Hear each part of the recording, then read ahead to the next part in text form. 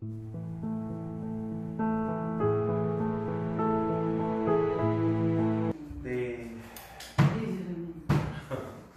자,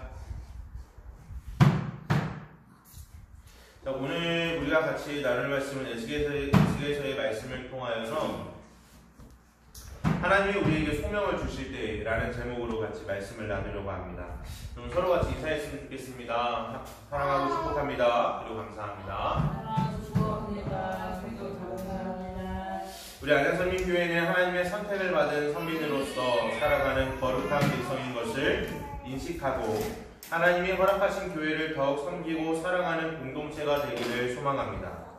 더불어 오늘 허락하시는 말씀을 받아 기쁨으로 누리며 그 말씀대로 살아가는 저와 성도님들이 되기를 주의 이름으로 축원합니다.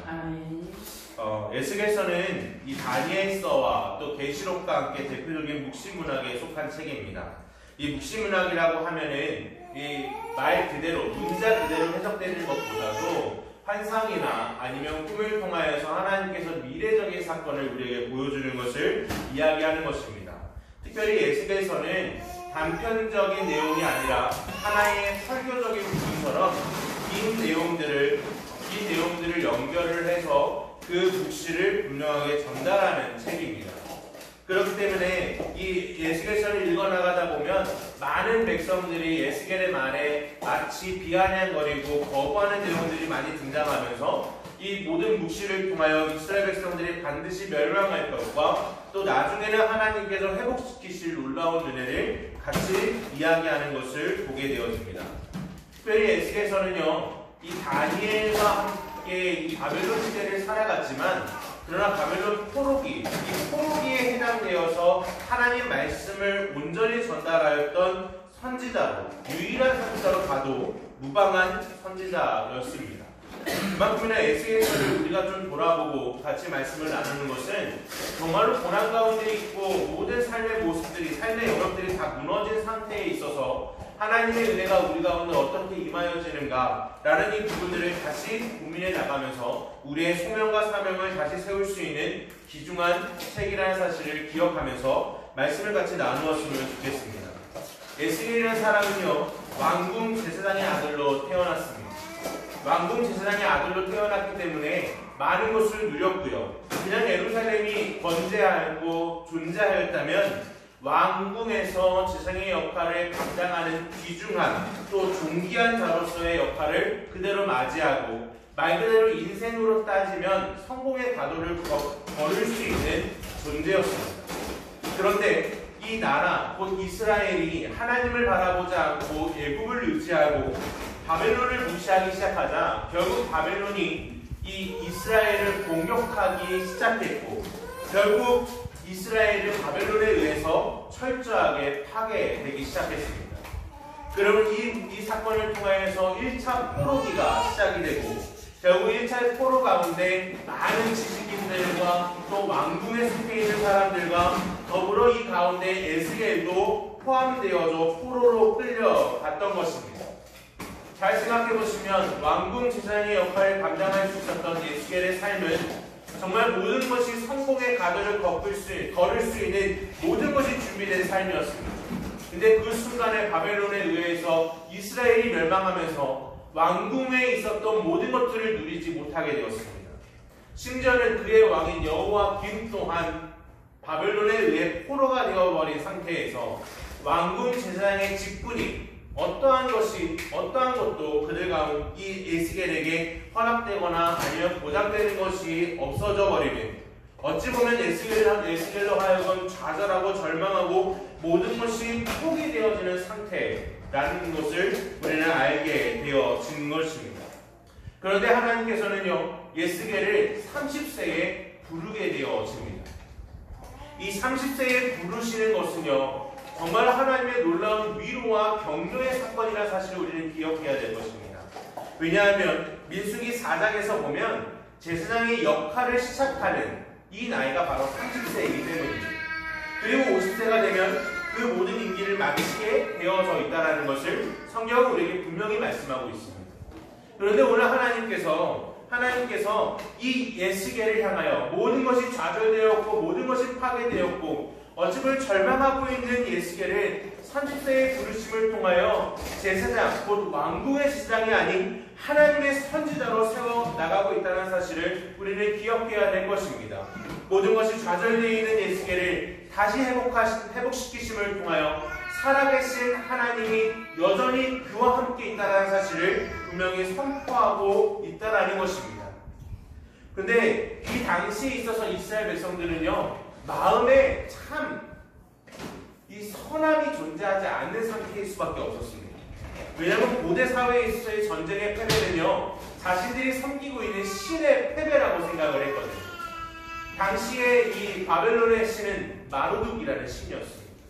이 마르둑 앞에 여호와라는 신이 말없이, 아무런 능력 없이, 아무런 정말 어떤 능력 하나 발휘하지 못한 채 철저하게 무너져버리고 철저하게 패배해버린 상태였기 때문에 이스라엘 백성들로 하여금 여호와는 아무런 능력 없고 아무런 존재의 이유조차 없는 그러한 신으로 전락해 버렸을 것입니다. 그도 그럴 것이 당시 이스라엘 사회는요, 우상 숭배가 만연했고 하나님의 율법을 순종하지 않은 패역한 사회였기 때문입니다. 그러나 하나님은 예스겔을 잊지 않고 들어 선지자로 부르셨습니다. 그리고 내 짐승에 대한 환상과 보좌의 환상을 보여주어서 여전히 하나님께서 살아계시며 그 보좌에 앉으시며 모든 것을 통치하시고 심지어 마르둑, 자신의 이 여호와를 이긴 신과 같은 이 마르둑을 지배하시고 판단하시고 심판하시는 여호와로 여전히 우리 위에 계신다는 사실을 보여주었을 때 이 모든 환상을 본 예스겔이요, 하나님의 영광을 바라보자 모든 것이 다 철저히 무너져 엎드려져서 일어설 수가 없었습니다. 1장 28절을 보면 다음과 같이 얘기합니다. 그 사방 광새의 모양은 비 오는 날 구름이 있는 부지기와 같으니 이는 여호와의 영광의 형상의 모양이라. 내가 보고 엎드려 말씀하시는 이 음성을 들으니라고 말씀하고 있습니다. 다시 얘기해서 그 영광 앞에 예스겔은요, 철저히 무너졌고 철저히 어떤 것도 힘을 발휘할 수 없는 그 존재의 모습으로 있었다는 것을 알게 됩니다. 모든 것이 파괴되고 절망하고 좌절하고 원망밖에 남지 않았던 예스겔을 하나님은 다시 부르셔서 하나님의 영광을 보여주고 그에게 하나님의 말씀을 대언할 선지자로 세워주셨다는 사실을 우리는 기억해야 될 것입니다. 때로는 우리의 삶 가운데 우리의 모든 정체성이 무너지고 때로는 우리의 모든 것들이 깨어지고 하나님이 존재하지 않는 것처럼 느껴질 때가 있습니다. 그러나 여전히 하나님은 우리 가운데 살아계시고 여전히 하나님께서는 역사하고 계시다는 사실을 우리는 믿음으로 고백해야 된다는 것입니다. 자신의 모든 성공의 가도가 사라져버린 예스겔을 부르셔서 선지자로 부르시는 이 사명을 주신 것처럼 하나님은 여전히 우리를 향하여 하나님의 사명과 하나님의 소명을 주신다는 사실을 우리는 기억해야 될 것입니다. 선지자는 자신의 생각을 전달하는 자가 아닌 하나님의 말씀을 그대로 전달하는 자입니다. 그러나 예스겔은 포로였고 여전히 그들의 삶은 변화되지 않았고 무너져버린 그들의 힘으로는 아무것도 할 수 없는 것이라고 생각할지 모릅니다. 예스겔은 하나님의 영광을 보았지만 이것 가지고 어떻게 해야 되나 라는 고민을 했을지도 모릅니다. 그러나 하나님은요, 사명을 주시고 또한 그 사명을 감당할 만한 힘도 주시는 분이심을 우리는 믿음으로 고백해야 한다는 것입니다. 예수께서 2장 1에서 2절 그 본문에서 보면 다음과 같이 말씀하고 있습니다. 그가 내게 이르시되 인자야 내 발로 일어서라. 내가 내게 말하리라 하시며 그가 내게 말씀하실 때에 그 영이 내게 임하사 나를 일으켜 내 발로 세우시기로 내가 그 말씀하시는 자의 소리를 들으니 라고 분명히 말씀하고 있다는 것입니다. 곧 아무것도 할 수 없고 아무런 능력이 없고 포로였고 아무런 힘도 없었던 예스겔을 향하여 하나님께서 가만히 계시지 않고 하나님의 임재의 영광을 보여주시고 하나님의 영, 곧 성령 하나님을 그에게 부어주심을 통하여 성령 하나님의 충만함으로 하나님께 주신 그 말씀을 대언하는 사명을 감당하도록 하셨다는 사실을 우리는 기억해야 될 것입니다. 이렇게 무너져 있던, 두려워하던 사람을 부르셔서 하나님의 사명을 주신 사건은요, 에스겔뿐만 아니라 모세도, 이사야도, 에레미야에게도 동일하게 역사하셨다는 사실을 우리는 기억해야 될 것입니다. 모세는 출애굽기 3장과 4장을 통하여 분명히 그의 소명을 이야기합니다. 그런데 그 전에 1, 2장을 읽어보면요, 모세라는 사람은요, 부모에게서부터 버림을 받았고, 결국 이 버림을 받은 게 아니라 살리기 위해서 그를 숲에 놓았지만, 어찌 보면 모세 입장에서는 버렸다라고 생각할 수밖에 없지 않겠습니까? 또한 그가 히브리인이라는 정체성은요, 그 왕궁에 들어가서도 변함이 없었습니다.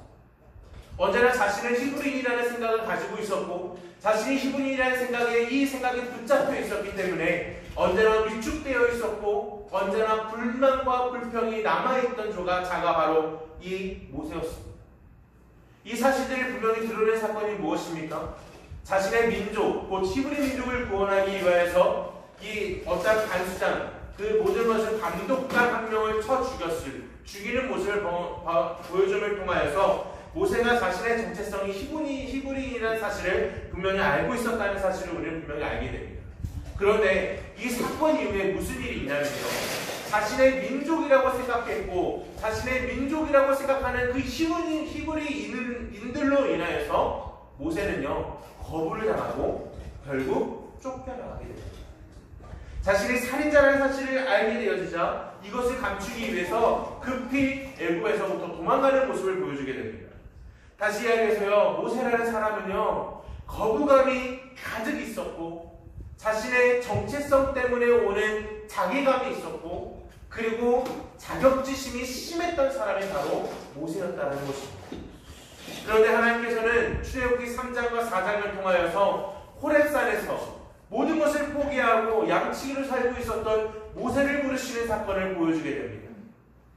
이 불이 타고 있는, 그러나 타지 않는 이 떨기나무를 통하여서 하나님의 임재의 사건을 목도한 이 모세가 하나님으로 하여금 하나님의 말씀을 통하여 회복되어지는 것을 보여주게 된다는 것입니다. 하나님께서는 다시 명령하여 애굽으로 내려갈 것을 명령하였지만 그때마다 모세는 거부합니다. 그러나 하나님은 이적과 기사와 사람을 붙여 그 모든 일을 감당할 수 있게 하셨다는 사실을 우리에게 보여주게 되는 것입니다. 그러므로 하나님께서 우리 가운데 소명을 주셨다면, 우리 각 사람에게 소명을 주셨다면 그것을 감당함에 있어서 두려움 없이 시작하시기를 주의 이름으로 축원합니다. 하나님 부르셨다면 하나님의 책임지실 것과 그만한 능력을 주실 것을 믿으시기를 주의 이름으로 축원합니다. 더불어 이사야는요, 이사야 6장 1에서 13절을 통하여서 그 사명을 분명하게 말씀하고 있습니다. 자, 우리 같이 한번 찾아보셨으면 좋겠습니다. 구약성경 974쪽에 있습니다. 구약성경 974쪽 이사야 6장입니다. 6장 1절부터 13절의 말씀인데 1절부터 다 읽을 필요는 없고요. 저희가 이제 6절부터 13절의 말씀을 좀 같이 읽어봤으면 좋겠습니다. 6절부터 13절의 말씀을 같이 읽어봤으면 좋겠습니다. 제가 대표를 읽겠습니다. 그때에 그 수납 중에 하나가 부젓가락으로 제단에 짚은 핀 숯을 손에 가지고 내게로 날아와서 그것을 내 입술에 대며 이르되 보라, 이것이 내 입에 닿았으니 내 악이 제하여졌고 내 죄가 사여졌느니라 하더라. 내가 또 주의 목소리를 들으니 주께서 이르시되 내가 누구를 보며 누가 우리를 위하여 갈고 하시니 그때에 내가 이르기를 내가 여기 있나이다 나를 보내소서 하였더니 여호와께서 이르시되 가서 그 백성에게 이르기를 너희가 듣기는 들어도 깨닫지 못할 것이요 보기는 보아도 알지 못하리라 하여 이 백성의 마음은 둔하게 하며 그들의 귀가 막히고 그들의 눈이 감기게 하라. 염려하건대 그들의 눈이 눈으로 보고 귀로 듣고 마음으로 깨닫고 다시 돌아와 고침을 받을까 하노라 하시기로 내가 이르되 주여 어느 때까지 하나이까 하였더니 주께서 대답하시되 성읍들을 황폐하여 주민이 없되 가옥들에게는 사람이 없고 그 토지는 황폐하게 되며 여호와께서 사람들을 멀리 옮기셔서 이 땅 가운데 황폐한 곳이 많을 때까지니라. 그 중에 10분의 1이 아직 남아있을지라도 그것이 황폐하게 될 것이나 밤나무와 상수리나무가 배임을 당하여도 그 두루터기는 남아있는 것 같이 거룩한 씨가 이 땅에 부루터기니라 하시더라. 아멘. 라고 분명히 말씀하고 있다는 것입니다. 다시 한해서 이사야에게 보여주는 이 환상, 그 소명은요, 이스라엘 백성이 멸망할 것을, 이스라엘 백성들이 실패할 것을 이야기하라는 것입니다. 그만큼이나 사람들은요, 이사야의 말씀을 들었을 때에 그것을 온전히 받아들이지 않고 거부하였고 끊임없이 이사야를 공격했다는 사실을 우리는 기억해야 될 것입니다. 그럼에도 불구하고 이사야는요, 포기하지 않고 하나님이 주신 능력대로 이 모든 것들을 감당했다는 사실을 우리는 기억해야 될 것입니다. 하나님은 우리에게 사명을 주시고 소명을 주시고 그냥 내버리지 않으십니다. 합당한 능력을 주심으로 우리가 그 모든 것들을 감당하게 하신다는 사실을 우리 믿음으로 고백해야 될 것입니다.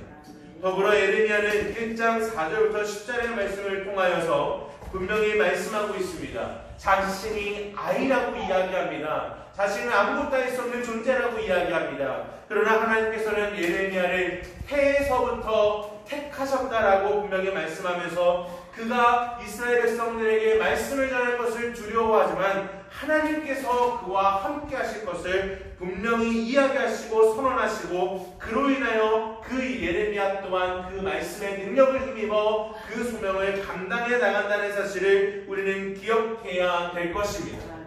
하나님께서는 그냥 보내지 않으시고 그 마땅한 능력을 함께 허락하신다는 사실을 믿음으로 고백하셔야 될 것입니다. 오늘 모든 그리스도인들에게 하나님은 합당한 사명과 소명을 주셨습니다. 바로 우리에게도 그 소명과 사명을 주셨습니다. 사명과 소명은 특정한 사람들에게만 있는 것이 아닙니다. 모든 사람들, 곧 믿는 그리스도인들 모든 이들에게 이 사명과 소명이 있다는 사실을 우리는 기억해야 할 것입니다. 우리의 사명과 소명은 각각 다를지 모릅니다. 그리고 그 소명은 하나님의 일을 감당하는 것인데 그 하나님의 일을 우리가 보기에는 대단하고 위대해 보이지 않을 수도 있습니다. 왜냐하면 우리의 사명은 그리스도인처럼 살아내는 것이기 때문입니다. 우리의 삶의 영역 속에서 우리의 말과 행동과 배려와 희생을 통하여 그리스도께서 영광을 받으시는 것이 곧 우리의 사명이기 때문입니다. 우리의 사명과 소명은 각자의 삶의 형태로 달라질 것입니다. 가정주부는 아이들과 집을 돌보는 것에서, 직장생활하는 사람들은 그 직장 안에서의 상사와 부하직원의 관계성 안에서 일을 감당함에 있어서, 더불어 인간관계에 있어서도 동일하게 부여되는 것입니다. 또한 목회자는 목회자대로, 성도님들은 성도님대로 각자의 사명과 소명이 있다는 사실을 우리는 기억해야 될 것입니다. 그리고 우리의 사명은 모든 일에 함에 있어서 다 하나님의 영광을 위하여 하는 것임을 우리는 분명히 기억해야 하는 것입니다. 그러나 그것이 정말로 쉽지 않다는 사실은 우리는 충분히 이해하고 받아들이고 있습니다.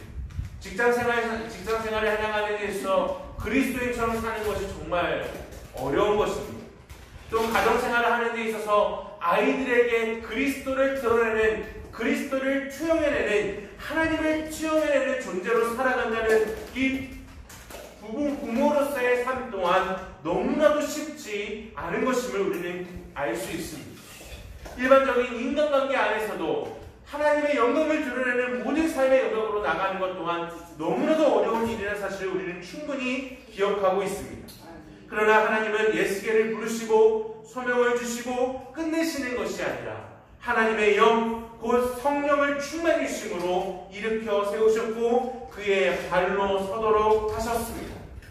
그러시면서 예수께를 이스라엘 백성들에게 파견하시며 두려워 말 것과 무서워 말 것을 계속하여 강조하신다는 사실을 기억해야 됩니다. 왜냐하면 모세와 이사야와 에레미야와 같이 그 말씀을 전해도 대상자들이 듣지 않았기 때문입니다. 더 나아가 때로는 구덩이에 빠지고 턱으로 폄을 당하고 여전히 거부를 당했기 때문입니다. 그렇기에 본문 5절에서 7절은요 분명히 에스겔을 향하여 이렇게 말씀하고 있다는 사실을 기억해야 할 것입니다. 그들은 패역한 족속이라. 그들이 듣든지 아니 듣든지 그들 가운데 선지자가 있음을 알지니라. 인자야, 너는 비록 가시와 찔레와 함께 있으며 정갈 가운데 거주할지라도 그들을 두려워 말고 그들의 말을 두려워하지 말지어다. 그들은 패역한 족속이라 그 말을 두려워하지 말며 그 얼굴을 무서워하지 말지어다. 그들은 심히 패역한 자라. 그들이 듣든지 아니 듣든지 너는 내 말로 구할지어다. 아멘. 분명히 이렇게 선언하고 있다는 사실입니다. 여기서 몇 가지 용어를 정리하고 지나가야 될 것 같습니다. 먼저 에스겔을 부르시는 인자는요, 본문의 뜻, 곧 원문의 뜻으로 가면 흙으로 만든 아무것도 아닌 존재라는 것을 이야기합니다. 다시 그래서 에스겔 자체도요, 자신이 얼마나 부족한 존재이고 에스겔 자체도 자신이 얼마나 힘없는 존재라는 사실을 기억하고 있었다는 거죠. 하나님이 그렇게 부르시고 있다는 것입니다. 또한 패역한 존재는 이스라엘 백성들을 말하는데 이 패역하다라는 이 단어는 정치적 용어입니다. 어떤 용어냐면 종주국, 꼭 자신을 지배하고 있던 이 국가를요, 배반하는, 배신하는 것을 이야기하죠. 사실 그래서 이스라엘 백성들은 하나님을 철저히 배격하고 하나님을 버리고 우상을 숭배하며 하나님의 율법대로 살아가지 않았다는 사실을 분명하게 말씀하고 있는 것입니다. 가시와 찔레와 정갈은요, 그 말씀을 전함을 통하여 에스겔이 받는 고난과 핍박 그리고 죽음의 위협을 말하고 있는 것입니다. 또한 듣든지 아니 듣든지 라는 이 표현은요, 청종의 발을 의미하는 것이 아니라 에스겔의 사명을 이야기하는 것입니다. 에스겔은 선지자로서 사람이 듣든지 아니 듣든지 그 사명대로 분명히 하나님의 말씀을 끝까지 전달해야 된다는 사실을 우리는 기억해야 한다는 것입니다. 이런 모든 사실들을 생각해 볼 때에 이 모든 것들을 감당하게 하시는 하나님의 놀라운 축복과 은혜와 위로와 격려가 있다는 사실을 우리는 기억해야 될 것입니다. 우리의 소명을 감당하는 것 쉽지 않습니다. 그러나 하나님께서는 그 감당할 만한 힘과 능력을 주신다는 사실을 우리는 믿음으로 고백해야 합니다. 더불어 우리의 소명과 사명을 감당하기 위해서는 먼저 우리가 준비되어져야 한다는 사실을 기억해야 됩니다. 그렇게 하나님은 8절과 10절을 통하여 한 가지의 표적을 보여주게 되십니다. 그 말씀은 다음과 같습니다. 너 인자야, 내가 내게 이르는 말을 듣고 그 패역한 족속같이 패역하지 말고 내 입을 벌리고 내가 내게 주는 것을 먹으라 하시기로 내가 보니 보라 한 손이 나를 향하여 펴지고 보라 그 안에 두루마리 책이 있더라. 그가 그것을 내 앞에 펴시니 그 안팎에 글이 있는데 그에는 애가와 애곡과 재앙의 말이 기록되었더라. 아멘. 다시 말해서 하나님은 에스겔을 파견함에 앞서서 하나님 말씀으로 충만하게 하신 것입니다. 그러므로 우리의 삶의 모든 영역 속으로 들어가는 하나님이 허락하신 이 사명과 소명을 감당함에 있어서 우리는 하나님의 말씀과 성령의 충만함을 위하여 기도하고 무장하기를 힘써야 된다는 사실을 우리는 기억해야 될 것입니다. 우리의 전쟁터는요, 교회가 절대 아닙니다. 우리의 전쟁터는 가정이며 직장이며 세상의 사람들과의 관계입니다. 그 모든 것을 감당함에 있어서 우리는 여전히 에스겔을 부르셨던 인자와 같이 연약하고 부족한 존재입니다. 그렇게 우리는 다시금 하나님의 은혜와 사랑과 능력이 우리 위에 있기를 위하여 기도하고 간구해야 합니다. 목회자는 교회가 삶의 터전이죠. 목회자는 이 교회가 사명의 터입니다. 그렇기 때문에 교회에서 모든 것을 감당하듯이 우리 모든 성도님들은 각자의 삶에서 하나님의 주신 사명, 하나님의 영광을 위한 삶을 살아나가는 놀라운 축복이 있기를 주의 이름으로 축원합니다. 한 사람의 삶을 소개하고 오늘 말씀을 정리하고자 합니다. 호주 시드니 조지 거리라는 이 거리가 있는데요. 거기서 노방전도하는 프랭크 제너라는 사람에 대한 이야기입니다. 이 선생님은요, 나이가 거의 70세까지 이렇게 복음을 전달했는데, 선생님 구원 받으셨습니까? 당신이 만약 오늘 밤 죽는다면 천국에 갈 수 있습니까? 라는 이 두 단어로만 전도를 했다고 합니다. 그는 이 두 마디와 전도지 한 장으로 40년 동안 같은 시각, 같은 장소에서 하루도 빠짐없이 전도를 했다고 합니다. 그러나 그는 자신의 전도로 크리스천이 되었다는 말을 듣지 못했다면서 스스로 나는 열매 없는 열심이었노라고 낙심했습니다. 하지만 그가 세상을 떠나기 2주 전 자신을 방문한 영국 브루너 마우스 침례교회의 프랜시스 딕스 목사로부터 자신의 전도가 결코 헛되지 않았음을 알게 되었습니다. 이들이 만남이 있기 전 3년 전쯤의 일입니다. 런던의 한 교회에서 딕슨 목사가 주일 예배를 집례하고 마칠 때에 한 성도가 간증을 하고 싶다고 요청했습니다. 간증자는 자신이 얼마 전 호주 시드니에서 백발의 노인이 건네준 전도지를 받고 고민 끝에 예수를 믿기로 결심했다고 고백했습니다. 간증 뒤 2주쯤이 지나서 딕슨 목사는 호주의 한 교회 집회에서도 시드니 조지 거리의 노인 이야기를 듣게 되었습니다. 여기서 그치지 않았습니다. 호주 퍼스와 한 교회와 영국 캐스릭에 있는 열린 사경회, 미국 애틀랜타 조지아와 인도에서 열린 선교사 대회, 호주 시드니의 외교관 집회에서도 동일한 간증이 이어졌습니다. 저마다 25년, 35년 전 시드니 조지 거리에서 만난 노인 때문에 교회에 나오게 됐다는 고백이었습니다. 놀라운 간증이 꼬리를 밀자 딕슨 목사는 직접 호주 시드니로 날아가 수소문 끝에 제너 씨를 만났습니다. 당시 70대 중반의 제너 씨는 파킨슨병을 앓는 연약한 노인이 되었습니다. 그는 젊은 시절 도박 중독에 빠졌다가 복음을 전해 듣고 회심에 전도하기로 결심했다고 합니다. 그는 40년 동안 하나님의 말씀, 곧 선생님 구원받았습니까? 오늘 죽으시면 천국에 갈 수 있겠습니까? 라는 이 말씀과 전도지 한 장을 가지고 40년을 전도했습니다. 그러나 그 전도의 끝에는요, 아무런 열매가 없는 것처럼 느껴졌지만 하나님은 그가 그 자리에서 소명을 감당하고 사명을 감당하시는 것을 잊지 않으셨고 그 모든 것들을 이룰 수 있는 힘과 능력을 주셨다는 사실을 우리는 기억해야 될 것입니다. 우리의 사명을 감당함이 프랑크 제너시처럼 아무런 소득이 아무런 능력이 나타나지 않는 것 같아 절망할지 모릅니다. 그러나 하나님이 주신 소명과 사명을 감당할 때 일하시는 분은 하나님이심을 믿으시기를 주의 이름으로 축원합니다. 부족한 우리의 삶이 하나님 앞에서 다시 회복될 수 있도록 우리는 더욱 성령 충만하기를, 말씀이 충만하기를, 그로 인하여 두려워 말며 무서워 말며 당당히 감당하는 놀라운 축복이 우리 안에 있기를 주의 이름으로 축원합니다. 우리 같이 사명 같이 찬양하시고 기도하겠습니다.